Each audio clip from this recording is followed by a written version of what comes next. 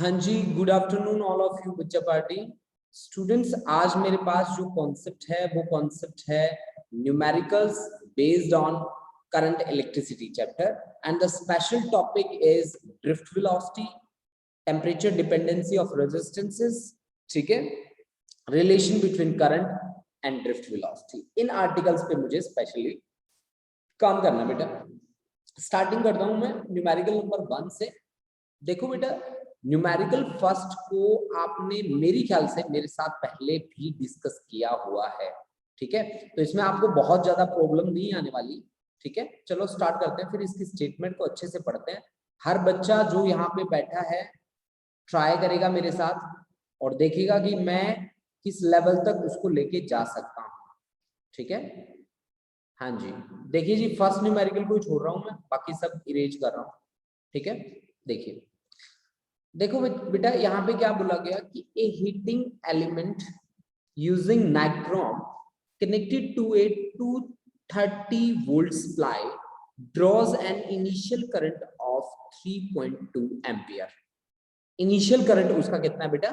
3.2 ampere. Initial current है उसका 3.2 ampere के इक्वल, ठीक है। इस बात से आपको देखो V यहाँ पे कितना दे रखा है? V यहाँ पे दे रखा है हमारा 230 वोल्ट। V हमारे पास 230 वोल्ट है, ठीक है।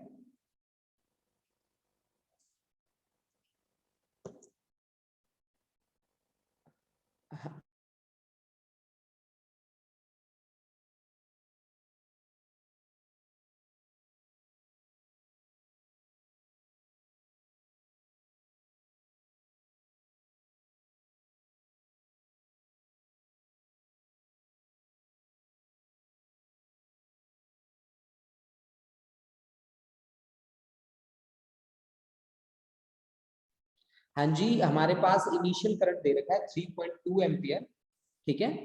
तो एक मिनट जी, देखो जी, हमने क्या कहा कि which settles after a few second to a steady state 2.8 ampere. मतलब हमारे पास ये आ गया इनिशियल करंट और ये यहाँ पे फाइनल करंट हमारा जो बना है वो बना है 2.8 एम्पियर।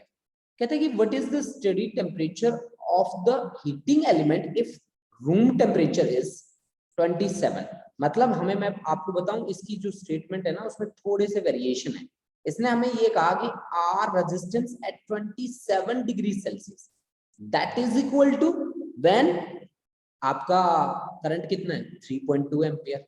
अब जब 3.2 एम्पियर है और V 230 है तो R कितना हो गया? 230 डिवाइड बाय 3.2, क्योंकि इनिशियल मुझे यही दिया था, इनिशियल मुझे यही दिया था तो रेजिस्टेंस भी मेरा यही बनेगा। और इनिशियल मेरा टेम्परेचर कितना है? 27 डिग्री सेल्सियस। अब देखो R एट T, क्योंकि थोड़े टाइम बाद मेरा करंट सेट हो जाता है कहाँ पे? आगे 2.8 एम्पियर पे आगे। तो वोल्टेज डिवाइड बाय करंट किसके इक्वल होता है? रेजिस्टेंस। और रेजिस्टेंस की यूनिट क्या होती है? ओम। कहते हैं कि what is the study temperature of heating element if room temperature is this, ठीक है जी। टेम्परेचर कोफिशिएंट यानी कि अल्फा हमें दे रखा है 1.7 इंटू 10⁻⁻⁴ डिग्री पर डिग्री सेल्सियस, यानी कि अल्फा की वैल्यू हमें दे रखी है। अब मुझे क्या चाहिए? टी। तो मैं कौन सी इक्वेशन यूज करूं बच्चा? मेरे पास एक इक्वेशन होती है कि R T is equal to R naught into 1 plus alpha into T. एक इक्वेशन होती है मेरी R two is equal to R one into 1 plus alpha into T two minus T one. बन गई बात। यहां इस इक्वेशन का यूज करके मुझे बता दीजिए फटाक से कि टी की वैल्यू कितनी आएगी। सभी बच्चे सॉल्व करके बताएंगे मुझे फटाफट। फटाफट बताओ बेटा मेरे को।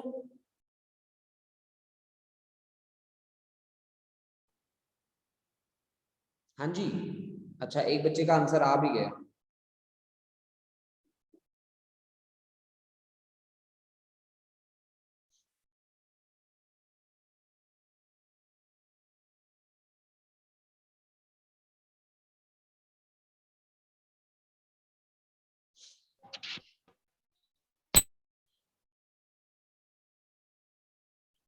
हाँ जी, एक मिनट, मैं मैसेज चेक कर लेता हूँ।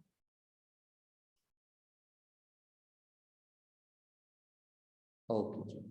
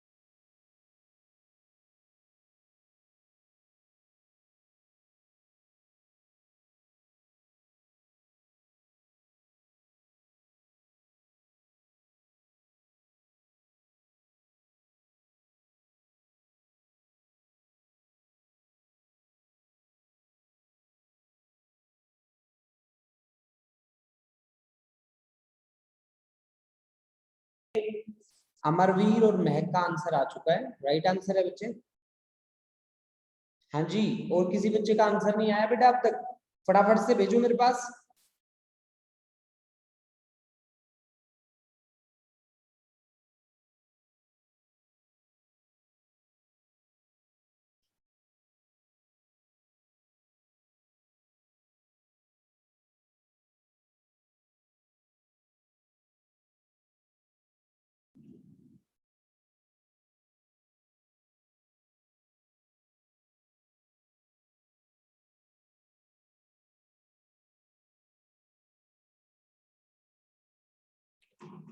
हाँ जी,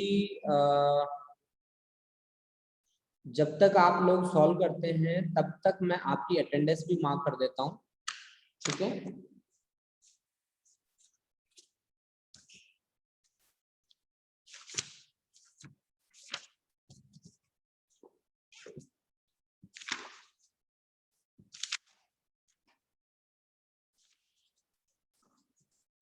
अच्छा, एक और आया है जी मेरे पास, 23 अप्रैल। अच्छा, मैं अटेंडेंस भी मार्क कर देता हूँ बेटा, साथ साथ सॉल्व करेंगे सभी बच्चे ये न्यूमेरिकल। हाँ जी, दविंदर का भी आ गया, that's very good. Amarvir, Anshika, Amarvir, Amarvir roll number 1, Anshika roll number 3। अच्छा, अंशिका के बाद है अंशु पठानिया, रोल नंबर 4, ठीक है, रोल नंबर 4। उसके बाद मैं फटाफट से अटेंडेंस लगाता हूँ आपकी। Anshu, Arshdeep Kaur roll number 5। अर्शदीप के बाद भारती भवजोत दविंदर, भारती भवजोत, भारती भवजोत दविंदर, दविंदर 12। अच्छा, दविंदर के बाद गुरलीन सिंह, हरकमलप्रीत सिंह, गुरलीन सिंह, गुरलीन सिंह 15। अच्छा, गुरलीन सिंह के बाद हरकमलप्रीत सिंह, हरकमलप्रीत 17। 17 के बाद हरकमल के बाद हर्षित श्रृंखला, हरसिमरन, हर्षित, हर्षित 22। हरसिमरन, ठीक है। हरसिमरन के बाद है खुशदीप, खुशदीप कौर, खुशदीप कौर, खुशदीप का रोल नंबर है 30। मनवीर के बाद है जी मनवीर, मनवीर कौर 35, 35। महक, महक 37। महक, महक के बाद पलविंदर, अलविंदर, अलविंदर है 42, Alwinder. Prince Chauhan, Prince Chauhan 58।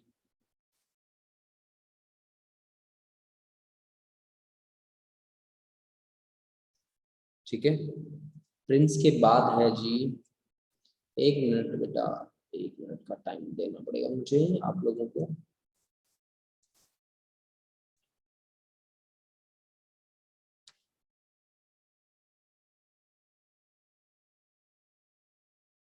Prince के बाद है प्रियंका, रमनजीत को। प्रिंस के बाद है जी प्रियंका, प्रियंका का रोल नंबर है 45। ठीक है, प्रियंका, प्रियंका के बाद रमनजीत कौर, रमनजीत कौर, रमनजीत कौर 46। रमनजीत के बाद सिमरन फ्लोरा 49, 49। और सिमरनप्रीत कौर, सिमरनप्रीत कौर 50।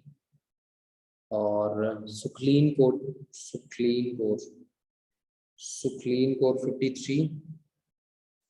और वंशिका, वंशिका 56। हाँ जी, चलो अटेंडेंस होगी बेटा। अब हम बढ़ते हैं अपने कॉन्सेप्ट की ओर। हमारा कॉन्सेप्ट देखिए क्या था कि हमें इसमें हमारा जो था R2 यानी कि resistance at T degree Celsius temperature is equal to R1 मतलब 27 degree Celsius into 1 plus alpha की वैल्यू दे रखी थी 1.7 इंटू 10⁻⁻⁴ इंटू T2 आपको निकालना था -T127 था। सारी वैल्यूज आर एट टी कितना है आपके पास 230 divide by 2.8 that is equal to R at 27, 230 divided by 3.2 into 1 plus alpha की वैल्यू 1.7 into 10⁻⁻⁴ और t minus 27। आप इसको सॉल्व कर लीजिए, यहाँ से t की वैल्यू आपके सामने आ जाए। ठीक है ना बच्चा? दो बच्चों के और भी मैसेज आए हैं, मैं चेक कर लेता हूँ किस किस की। प्रियंका, ठीक है कोई बात नहीं बेटा, और सुखलीन, वेरी गुड, बहुत बढ़िया।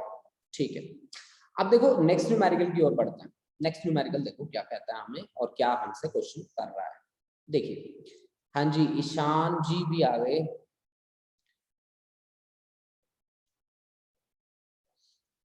ठीक है जी, न्यूमेरिकल नंबर सेकंड को पढ़ के देखो भाई सभी बच्चे।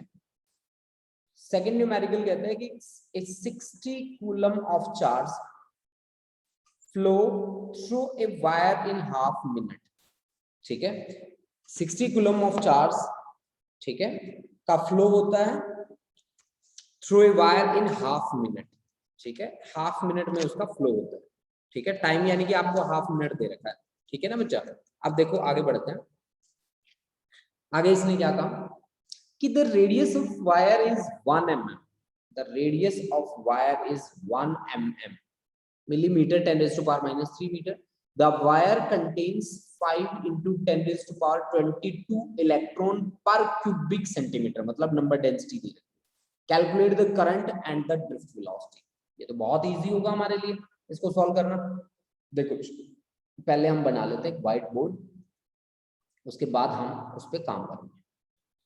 देखो चलो जी, हाँ जी देखिए जी, मुझे क्या क्या यहाँ पे गिवन है और मुझे कैसे कैसे यहाँ पे काम करना है वो चीज देखिए।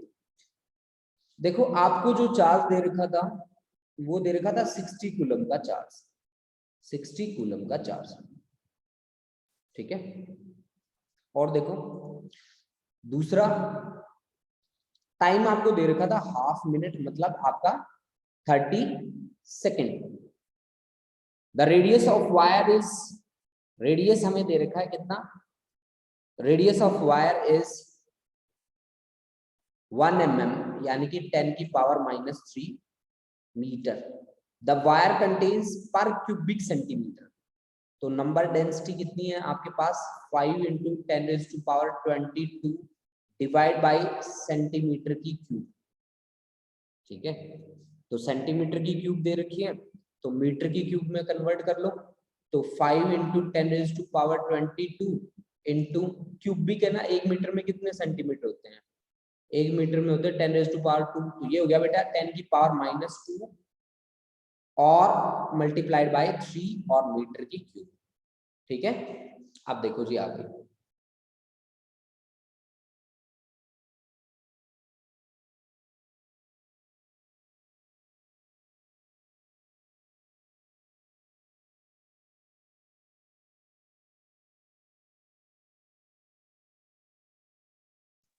हाँ जी, तो हमारे पास ये बन गया जी 5 × 10⁻22 × 10⁻6 पर क्यूबिक मीटर, है ना। तो ये बन गया जी 5 × 10⁻28 पर क्यूबिक मीटर। ये आपके पास आ गई जी नंबर डेंसिटी आ गई। ठीक है जी, नंबर डेंसिटी तक हमारा काम बन गया। अब देखो नंबर डेंसिटी जैसे ही आता है हमें क्या निकालना होता है, I is equal to, current तो सीधा ही आ जाएगा, I is equal to Q by T। Q कितना है 60 डिवाइड बाय 30, तो ये आ गया 2 एम्पियर। अब हमें दूसरा क्या निकालना था यहाँ पे, ड्रिफ्ट वेलोसिटी। आपको पता है I इज इक्वल टू क्या होता है, NEA VD। तो यहाँ से VD कितना बनेगा, VD बनेगा I अपॉन NEA। तो करंट कितना है जी 2। नंबर डेंसिटी कितनी है जी 5 × 10⁻28। E की वैल्यू कितनी होती है बेटा, E की वैल्यू होती है आपकी 1.6 × 10⁻⁻19। 1.6 × 10⁻⁻19। और अब देखिए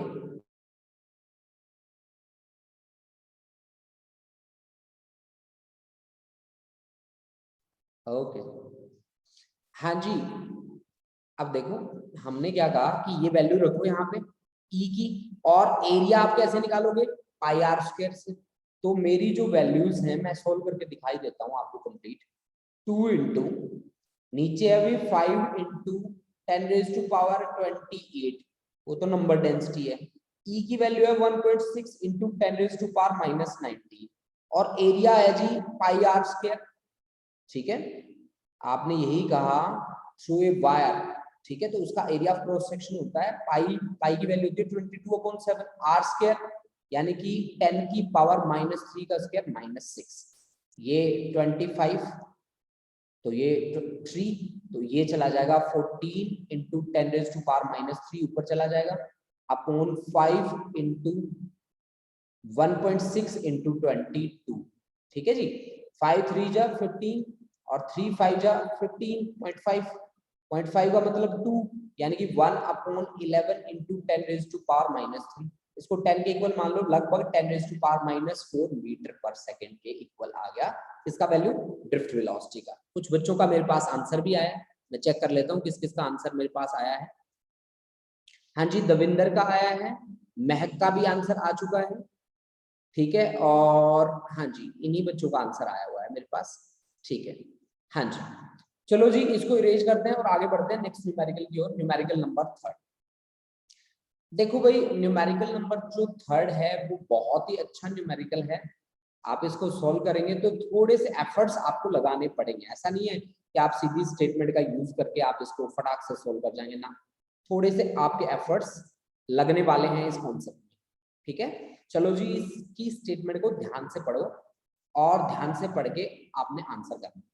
यहाँ पे क्या लिखा है, if the current flowing through a wire of 1 mm diameter is 1.1 ampere. मतलब एक वायर से करंट कितना फ्लो करता है, 1.1 एम्पियर के इक्वल। ठीक है, और उस वायर का डायमीटर कितना है, 1 mm है डायमीटर उसका। द डेंसिटी ऑफ 9 ग्राम पर cubic centimetre. The density is 9 gram per cubic centimeter and atomic mass is 63 U. One free electron is contributed by each atom of copper. Find the drift velocity of electron. Avogadro number हमने दे रखा है, तो देखो हम कैसे काम करेंगे। यहाँ देखो भाई आपको जो गिवन है वो बात मैं आपको बता देता हूँ क्या क्या गिवन है। डायमीटर गिवन है उसका, तो अगर आपको डायमीटर गिवन है कितना 1 mm, तो 1 mm का मतलब है 10⁻³ m। मीटर। तो रेडियस कितना हो गया, रेडियस हाफ, इसका हाफ हो गया, तो हाफ कितना होगा इसका 0.5 इंटू 10⁻³ मीटर, ये आपका रेडियस आ गया। क्लियर, ठीक है जी। और उसमें से करंट कितना फ्लो करता है, करंट आपको दे रखा है कितना 1.1 एम्पियर, सही बात है। अब यहाँ पे डेंसिटी जो गिवन थी आपको, वो डेंसिटी गिवन थी 9 ग्राम पर क्यूबिक सेंटीमीटर। पहली बात तो मुझे ये बताओ कि 1 ग्राम में कितने किलोग्राम होते हैं, 10⁻³ किलोग्राम डिवाइड बाय सेंटीमीटर, तो 10⁻² का क्यूब, ठीक है ना, और मीटर का फिर क्या हो जाएगा क्यूब। तो ये बन गया बेटा आपका 9 इंटू 10⁻³ इंटू 10 की पावर ऊपर आएगी तो +6 हो जाएगी क्यूबिक मीटर पर क्यूबिक मीटर, ठीक है। आगे किलोग्राम भी था तो किलोग्राम पर क्यूबिक मीटर, तो ये बन गया 9 इंटू 10⁻³ किलोग्राम पर क्यूबिक मीटर। मतलब जब आपको ग्राम पर क्यूबिक सेंटीमीटर को किलोग्राम पर क्यूबिक मीटर में कन्वर्ट करना हो तो किससे मल्टीप्लाई करना है, 10⁻³ से मल्टीप्लाई करना है, हमेशा ध्यान रखना बच्चा पार्टी ये बात, ठीक है। अब देखो आगे आपको क्या कहा गया, आगे आपको ये जो डेंसिटी है, इस डेंसिटी का क्या मतलब है, डेंसिटी का मतलब होता है मास upon volume. Mass upon volume क्या होता है बेटा, डेंसिटी के इक्वल होता है। तो यहां से मास ऑफ 1 क्यूबिक मीटर कितना आया आपके पास, मास ऑफ 1 क्यूबिक मीटर, ठीक है, 1 क्यूबिक मीटर ऑफ कॉपर, वो मास आपके पास बना है जी कितना 9 इंटू 10⁻³ किलोग्राम बना। अब अपन निकालते हैं नंबर डेंसिटी। एवोगैड्रो नंबर यहाँ पे गिवन है आपको, एवोगैड्रोस नंबर है आपका 10⁻26 इंटू 6 पर केजी एटम, पर केजी, ठीक है, पर केजी। अब देखो जी नंबर डेंसिटी क्या होता है, नंबर डेंसिटी होता है जी, किसके बराबर होता है number density, number of electrons, electrons का नंबर आपने निकालना है, पर यूनिट क्या वॉल्यूम, पर यूनिट क्या वॉल्यूम। अब वॉल्यूम के लिए केवल आपके पास डेंसिटी है, तो डेंसिटी होता है मास अपॉन वॉल्यूम, तो वॉल्यूम हो गया mass upon density. Number of electrons आपको दे रखा है कैपिटल एन के बराबर, और वॉल्यूम होगा किसके बराबर, वॉल्यूम आ जाएगा आपका यहां से मास अपॉन डेंसिटी, तो मास m ले लो डिवाइड बाय डेंसिटी, तो यानी कि n into D by capital M, this is number density. अब जैसे ही नंबर डेंसिटी आपके पास आया तो I इज इक्वल टू क्या होता है, I इज इक्वल टू होता है NEA/VD। आपको क्या चाहिए, आपको केवल और केवल मेरी ख्याल से ड्रिफ्ट वेलोसिटी चाहिए, फाइंड द ड्रिफ्ट वेलोसिटी। तो VD इज इक्वल टू बन गया I upon NEA, I upon NEA। अब करंट कितना दिया है आपको, करंट दिया है 1.1, नंबर डेंसिटी कितना आया है, नंबर डेंसिटी आया n into D by M, ठीक है, और इंटू एरिया क्या रहेगा, इसका एरिया रेडियस दे रखा था तो πr² के बराबर रहेगा। मेरे पास 2 मैसेज भी आ चुके हैं, किन किन के मैसेज आए मैं देख लेता हूँ, दविंदर का और अमरवीर का आंसर आया मेरे पास, ठीक है जी। अब देखो यहां से I इज इक्वल टू कितना बना 1.1 इंटू मास, मास कितना दे रखा था 63U, इसको 63U 63 यूनिट मतलब 63 kilogram divide by number density था 6 इंटू 10⁻26, नंबर डेंसिटी नहीं ये नंबर एवोगैड्रो नंबर। अच्छा डी फॉर डेंसिटी, डेंसिटी था 9 इंटू 10⁻³ और पाई की वैल्यू 22/7, ठीक है जी, और मल्टीप्लाइड बाय r², r किसके इक्वल था, r यहां से देखो, यानी कि ये 1/2 का स्क्वायर तो ऊपर चला गया 4, और इसका स्क्वायर करोगे तो 10⁻6 ऊपर चला जाएगा, ठीक है, +6 ऊपर चला जाएगा, ठीक है। तो यहां से सोल्व कीजिए इसको, कैसे सोल्व करेंगे आप, ये लगभग 10 से कट गया और 9 और 10 को काट दीजिए आप लगभग, ठीक है, और यहाँ 10 से मल्टीप्लाई कर दीजिए, ये 2 से कट गया और 2 2 जा 4 हो गया। ठीक है जी, तो अब कोई बाकी बचा ऊपर ना, तो ये बच गया जी 7 2 जा 14 इंटू 10 रेज़ टू पावर 6, ऊपर आएगा तो 10 रेज़ टू पावर -4 और 10 रेज़ टू पावर -26। नीचे कोई है कोई टर्म देख लीजिए, अगर कोई है तो। ना, मुझे कोई नहीं दिख रहा, तो ये आ गया 14 इंटू कितना 10 रेज़ टू पावर -2 यानी कि 10 रेज़ टू पावर -28। ये हमारा क्या आ गया एम्पियर, इतना करंट बन गया। ठीक है, ये हमारा करंट बन गया बेटा। ठीक है, आंसर हमारा कॉन्सेप्ट बिल्कुल सही मैंने अप्लाई किया है। ये कैलकुलेशन पार्ट आप देख लेना बच्चा, कैलकुलेशन पार्ट में अगर कोई मिस्टेक हो तो प्लीज चेक कर लेना इसको, बाकी हमारा कॉन्सेप्ट बिल्कुल सही है। ठीक है, देखो उसके बाद देखो भाई नेक्स्ट न्यूमेरिकल हमारा क्या आता है। नेक्स्ट न्यूमेरिकल क्या पूछता है, प्लीज नोट कर लीजिए, अगर किसी बच्चे को कोई डाउट है तो अभी पूछ लो भाई सर आपने ये कॉन्सेप्ट कैसे करा।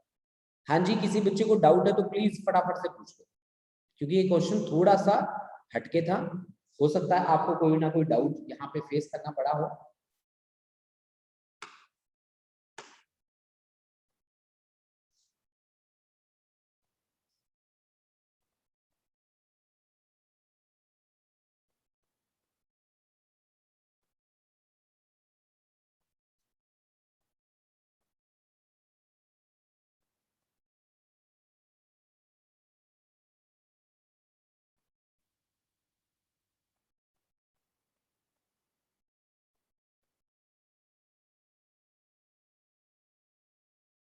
हाँ जी, सभी बच्चों को समझ में आ गया? समझ में आ गया उसके मैसेज कर दो मेरे को, किन किन को समझ में आ गया। फिर फोर्थ पे मूव करते हैं हम लोग। हाँ जी, फोर्थ पे मूव करते हैं हम, मेरे को मैसेज कर दो जिन जिन बच्चों को क्लियर हो गया ये।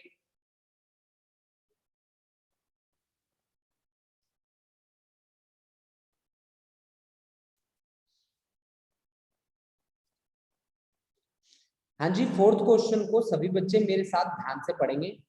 फोर्थ क्वेश्चन को कॉपी करना आपने थर्ड क्वेश्चन से। ठीक है, जिसने थर्ड क्वेश्चन समझ लिया था अच्छे से उस वो ये क्वेश्चन को 100% श्योर करेगा।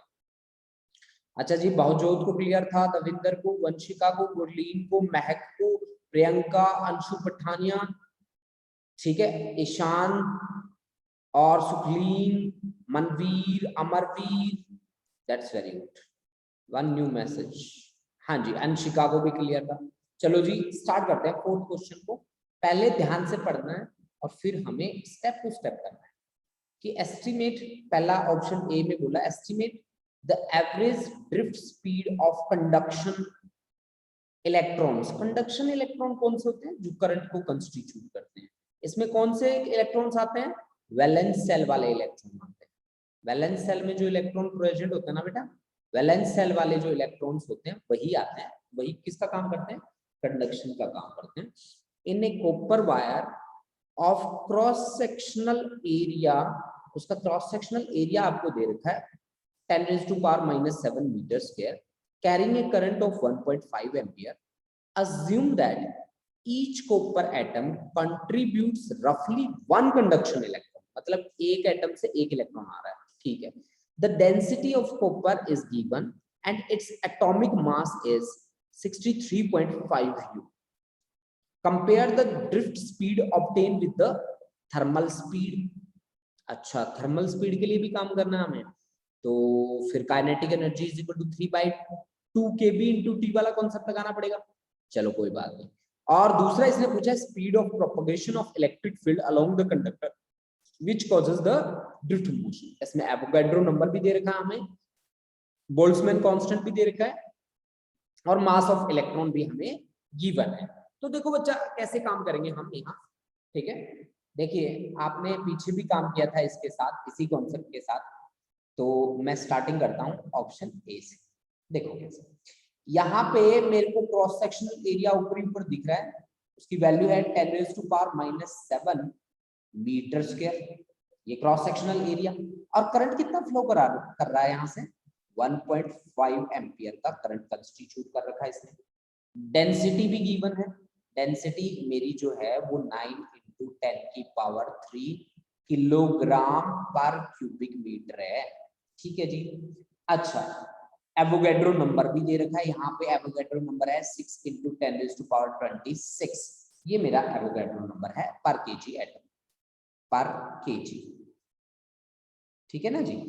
अच्छा, number of atoms per unit volume, small N मान लो। स्मॉल एन किसके बराबर माना हमने? Number of atoms per unit volume, per unit volume. तो number of atoms per unit volume किसके बराबर होगा? ये capital N divide by volume. अब वॉल्यूम किसके इक्वल होगा जी? वॉल्यूम होगा मास अपॉन डेंसिटी के बराबर। तो मास डिवाइड बाय डेंसिटी, तो डेंसिटी आ जाएगा ऊपर। ठीक है। अब n किसके इक्वल लेना है? एवोगैड्रो नंबर के इक्वल लेना है। तो 6 × 10⁻26। डेंसिटी कितनी दे रखी है? 9 × 10⁻3। मास कितना दे रखा है? ठीक है, क्योंकि हमें निकालना था मास। मास कितना दे रखा है? निकालना नहीं है हमें, मास गिवन है 63.5। तो 63.5 यूनिट मास यूज कर रहे हैं। ठीक है, तो ये आपके पास आ गया number density, number of electrons per unit. हमारे पास क्या आ गया? ये वॉल्यूम के इक्वल आ गया, नंबर ऑफ इलेक्ट्रॉन पर यूनिट वॉल्यूम। अब वीडी निकालना तो बहुत सिंपल होता है जी। आई इज इक्वल टू क्या होता है? NEAVD। तो VD हमारा यहां से आ जाता है किसके बराबर? I upon NEA।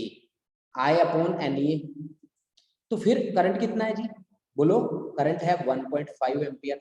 Number density अभी अभी निकाली आपने कि 6 × 9 × 10⁻29 डिवाइड बाय, तो ये मल्टीप्लाइड बाय 63.5। E कितना होता है? 1.6 × 10⁻⁻19 magnitude of charge on electron. और एरिया क्या होगा? 22/7 पाई आर स्क्वायर। आर कितना है भाई? इसका रेडियस आपको दे रखा होगा। ठीक है, क्रॉस सेक्शनल एरिया ही हमें दे रखा है, पाई आर स्क्वायर ही हमें दे रखा है। एरिया कितना दे रखा है हमें? एरिया दे रखा है जी 10⁻⁻7। कोई बात नहीं, सॉल्व कर लेते हैं इसको। तो यानी कि यहाँ से 1.5 × 63.5, ये देखो बेटा 19 और 7 कितने बन गए? 26। 26 तो 10⁻⁻3 ऊपर आ गया। तो ये आ गया 6 × 9 × 1.6। 1.5 1.6 कट गई। ठीक है, अब ये बन गया भाई 6 10 जा 60। सही है, और 6 6 जा 36, तो 10.6। तो आपके पास ये बन गया जी 9 1 जा 9 और 9 2 जा 18, तो 1.2 × 10⁻⁻3 क्या? Metre per second. ये वेलोसिटी की यूनिट होती है भी, मीटर पर सेकेंड। ठीक है, तो ये मैंने वेलोसिटी की वैल्यू निकाल दी 1.2 × 10⁻⁻3 मीटर पर सेकेंड। ठीक है ना बच्चा। अब देखो हमें क्या बोला गया कि इसको कंपेयर करना है आपको किसके साथ? कंपेयर करना है इसको थर्मल के साथ। तो बी वाले पार्ट में चलते हैं जी। बी वाला पार्ट पढ़ो, compare the drift speed obtain with the thermal speed. तो बी वाले पार्ट का पहला क्वेश्चन करते हैं, देखते हैं कि हमें पता है कि काइनेटिक एनर्जी क्या होती है? काइनेटिक एनर्जी होती है ½ mv²। यही होती है काइनेटिक एनर्जी, ½ mv² होती है। और थर्मल काइनेटिक एनर्जी की वैल्यू कितनी होती है? थर्मल काइनेटिक एनर्जी की वैल्यू होती है 3/2 kb × T। कंपेयर करें तो 2 से 2 कैंसिल हो गया भाई, है ना। तो आपके पास v² की वैल्यू कितनी आ गई जी? 3 kb × T और बाय क्या आ गया? m। ठीक है, तो अब v² की वैल्यू 3 kb बोल्ट्जमैन कांस्टेंट की वैल्यू है 1.38 × 10⁻⁻23। और टेम्परेचर मुझे कितना दे रखा है जी? रूम टेम्परेचर की बात करिए, यहाँ पे थर्मल स्पीड 27 डिग्री सेल्सियस पे बात करिए ना, तो केल्विन में कन्वर्ट कर लो 300 केल्विन, क्योंकि ऐसा यूनिट केल्विन ही होती है उसकी, और डिवाइड बाय मास। ठीक है, तो mass compare the drift speed thermal speed of electron. Electron का मास होता है जी 9.1 × 10⁻⁻31। सोल्व करेंगे भाई इसको, तो पावर सारी की सारी ये हो जाएगी जी आपकी, 2 0 है यहाँ पे, तो 21 हो जाएगी पावर आपकी। ये 2 0 हटा दो यहाँ से, 21 और 31 ऊपर आएगा तो 10 हो जाएगा आपका। तो 3 × 1.38 इंटू 10⁻10 और ये 3 भी है तो और डिवाइड बाय 9.1 तो 3 3 जा 9 3 3 जा 9 तो ये आपके पास आ गया जी 1.38 इंटू 10 की पावर कितनी 10 तो ये तो v स्क्वायर के बराबर है तो v आपके पास कितना आ गया देखो यहां से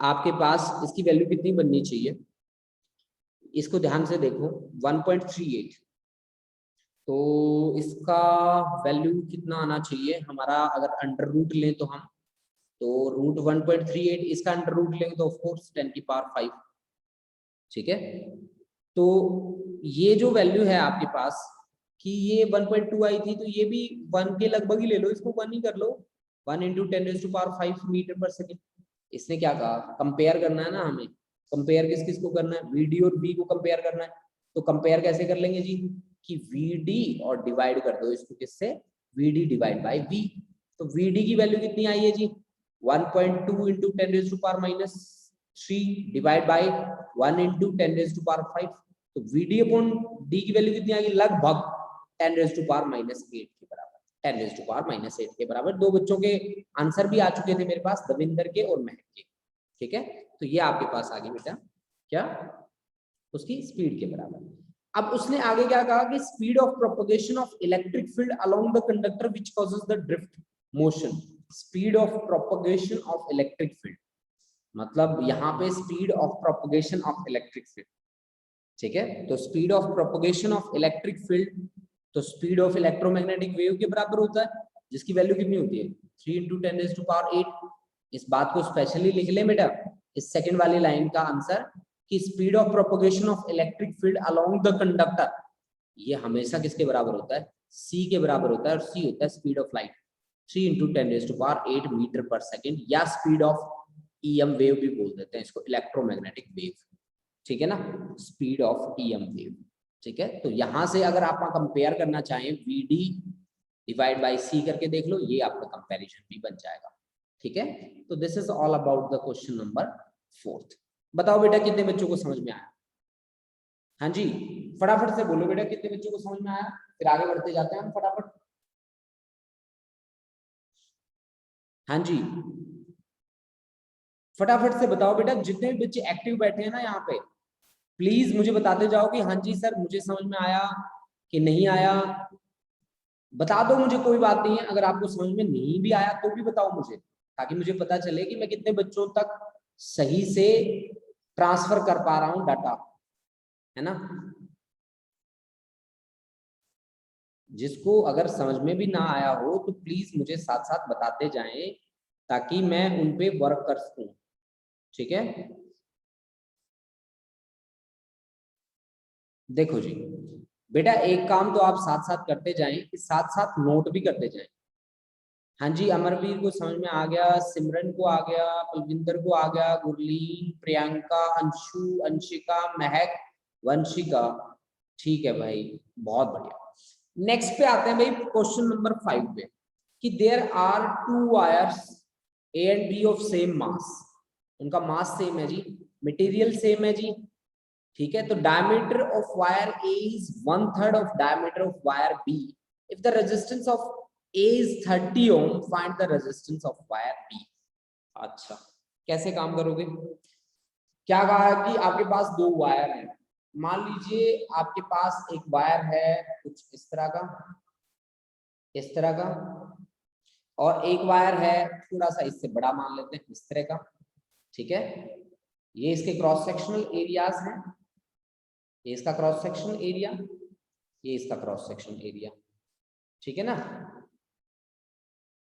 ये देखो जी ये इसके क्रॉस सेक्शनल एरियाज हैं ठीक है अब देखो इसने क्या कहा कि there are 2 wires A and B of same mass and same material the diameter of wire A is 1/3 of diameter B मान लो B फिर ये मान लो A डायमीटर 1/3 है इसका D/3 है और इसका डायमीटर है D क्लियर ठीक है इसका रेजिस्टेंस हमें दे रखा है if resistance of wire A is 30 ohm then find the resistance of wire B कि इसकी वैल्यू क्या होगी ये हमें फाइंड करना ठीक है, मास दोनों का सेम है, ठीक है, मास दोनों का सेम है।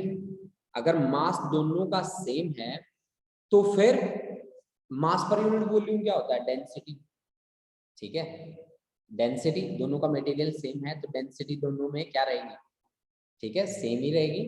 तो यहां से आपको पता है कि density is equal to mass upon volume, mass upon volume. देखो दोनों के डायमीटर अलग अलग है तो लेंथ भी अलग ही होगी, इसकी एल ए मान लो और इसकी लेंथ मान लो एल बी के बराबर, सही बात है कि नहीं है। तो मास यहां से क्या आ गया बेटा, डेंसिटी मल्टीप्लाइड बाय वॉल्यूम। अब वॉल्यूम किसके इक्वल होती है, वॉल्यूम होती है एरिया इंटू लेंथ, तो डेंसिटी इंटू एरिया और मल्टीप्लाइड बाय लेंथ। तो दोनों का मास बराबर, तो दोनों का मास बराबर है तो दोनों का बराबर ही रखते हैं। चलो डेंसिटी डी मान रखिए, इसका एरिया कितना होगा पाई आर स्क्वायर, आर की जगह डी बाय 2 का होल स्क्वायर, ठीक है।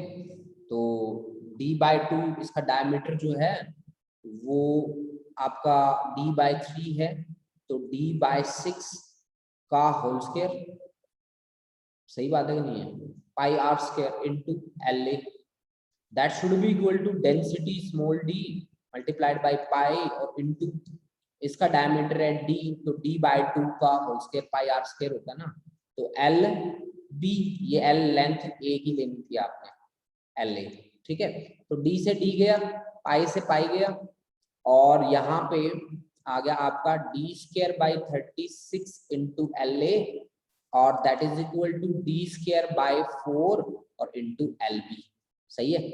तो यहाँ से L A upon L B किसके बराबर आ गया, 36 बाय 4, यानी कि 9 4 जा 36, L A upon L B किसके इक्वल आ गया 1, L A upon L B 9 के बराबर।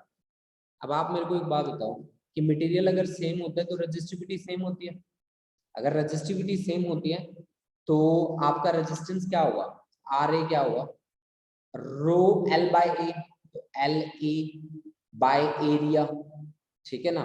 तो एरिया किसका, एरिया आ जाएगा ए का, ठीक है। तो रो एल, एल कितना है, एल ए की वैल्यू नहीं है मेरे पास, एरिया कितना है, एरिया है जी पाई डी स्क्वायर बाय 9, 3 3 जा 9, नहीं 6 6 जा 36, क्योंकि ये डायमीटर का हाफ होता है ना, ठीक है 36। अच्छा रेजिस्टेंस बी का कितना होगा, rho L B divide by area कितना होगा, पाई डी स्क्वायर बाय 4, उसका तो डी है, ठीक है। आपको आर ए दे रखा है, आर बी नहीं है, तो R A upon R B किसके बराबर आएगा बताइए, R A upon R B, L A upon L B बन गया सीधा सीधा, ठीक है। और 36 डिवाइड बाय 4 हो गया सीधा सीधा, तो 4 9 जा 36, और 9 9 जा कितना आ गया 81, L A upon L B 9 9 जा 81, तो आर ए की वैल्यू कितनी है, आर ए की वैल्यू है 30, और आर बी की वैल्यू निकालनी है, तो आर बी की वैल्यू कितनी आई, R B is equal to 30 upon 81 ohm, this is the final answer. Please check कर लो इसको और मुझे बताओ फटाफट से कि कितने बच्चों को समझ में आया, फटाफट से बता दो भाई, जल्दी बताओ बेटा कि कितने बच्चों को क्लियर हुई ये बात।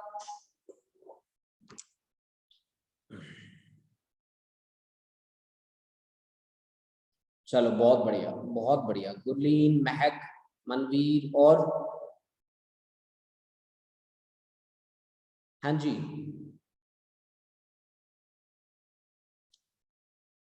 बहुत बढ़िया बहुत बढ़िया, शाबाश। देखो बेटा अब मैं लास्ट न्यूमेरिकल कराने वाला हूँ, 6 न्यूमेरिकल, ये असाइनमेंट मैं सभी को फॉरवर्ड कर दूंगा, मुझे मैसेज कर देना, ठीक है। मैं आपको फॉरवर्ड कर दूंगा ये असाइनमेंट, इसके 2-3 क्वेश्चन और रहते हैं जो आप ट्राई करके देखेंगे, अगर नहीं आएंगे तो फिर मैं आपको सॉल्व करवाऊंगा, ठीक है। देखो जी 6 क्वेश्चन, देखो बेटा 6 क्वेश्चन बहुत इजी रखा है मैंने इनके कंपैरिजन में। सिमरन चलो बहुत बढ़िया बच्चे, कि find the relaxation time for free electron in a copper if the density of mobile electron, मतलब ये नंबर डेंसिटी के बराबर है, मतलब स्मॉल n के बराबर है। The resistivity of copper atom at room temperature, ohm metre, मतलब ये रेजिस्टिविटी है, ठीक है। मास ऑफ इलेक्ट्रॉन m दे रखा है, चार्ज दे रखा है, क्या चाहिए, रिलैक्सेशन टाइम। आपको पता है ना कि रेजिस्टिविटी क्या होता है, रेजिस्टिविटी होता है m upon n E square into टॉ। तो टॉ किसके बराबर होगा, m upon n E square into रो के बराबर हो जाएगा, ठीक है। तो m आपका गिवन है, m mass of electron given है 9.1 इंटू 10⁻⁻31। नंबर डेंसिटी आपको गिवन है 8.4 इंटू 10⁻⁻, कितना, ये पावर 2 दे रखा है यहाँ पे, तो चलो 2 यूज कर रहा हूँ मैं, ठीक है। और ई स्क्वायर मतलब 1.6 इंटू 1.6 इंटू 10⁻⁻38, और डेंसिटी हमें दे रखी है जी कितनी, सॉरी डेंसिटी नहीं, रेजिस्टिविटी हमें दे रखी है 1.7 इंटू 10⁻⁻8। सोल्व कर लो बच्चा। तो -8 -38, तो 8 8 16 46 44, तो ये सारे तो 44, तो 10⁻+44 ऊपर आ गया आपके पास, ठीक है। तो आपके पास ये बच गया 9.1 इंटू 10⁻13 प्लस का divide by 8.4 into 1.6 into 1.6 into 1.7। अब 1.6 इंटू 1.6 इंटू 1.7, तो इसको सोल्व कर लेना भाई, आपके पास टाइम आ जाएगा किसमें, सेकंड में, ठीक है। इसको मिनट में भी, आर में भी, डे में भी आप कन्वर्ट कर सकते हो अगर आप चाहो तो, ठीक है। तो आज हमने करे बच्चा पार्टी 6 न्यूमेरिकल करे हैं। ये असाइनमेंट है केवल 9 न्यूमेरिकल्स की, तो 3 न्यूमेरिकल्स आपको करने हैं, और वो असाइनमेंट आपको उसका पीडीएफ निकाल के अपनी कॉपी में पेस्ट करना है, और सभी बच्चे पेस्ट करके सॉल्व करके मेरे को फोटो भेजेंगे उसकी, ठीक है। चलो, थैंक यू बच्चा पार्टी, थैंक यू। आज की क्लास यहीं पे करते हैं हम समाप्त, और मिलते हैं कल नए कॉन्सेप्ट के साथ। थैंक यू बच्चा, थैंक यू।